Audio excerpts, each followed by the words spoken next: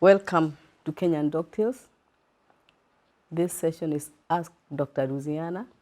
We have received many questions from the stories that we are giving, and we only thought it was fair to answer them because they affect so many people.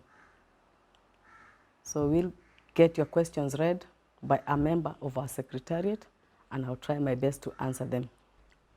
Dr. Lucianna, just the other day I went for a test, and after the results came out, I was told I have an infection. I didn't understand. What is this you call a blood infection? Thank you. I think I'll go about it in a roundabout manner so that people can understand.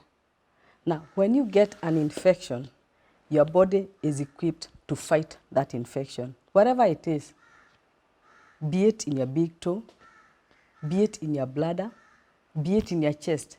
The body will send soldiers to fight. Those soldiers are called white blood cells.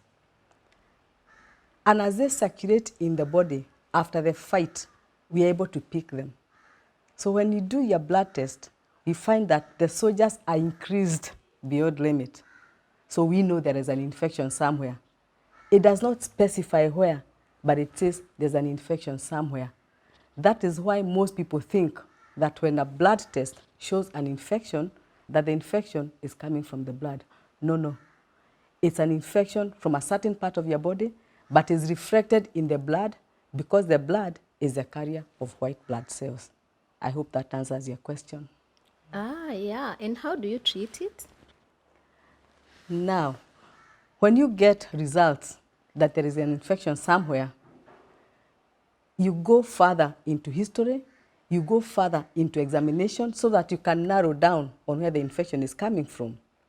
If you have an infection in the chest or an infection in the bladder, for example, we choose our antibiotics depending on where the infection is because some organisms are particular to certain organs.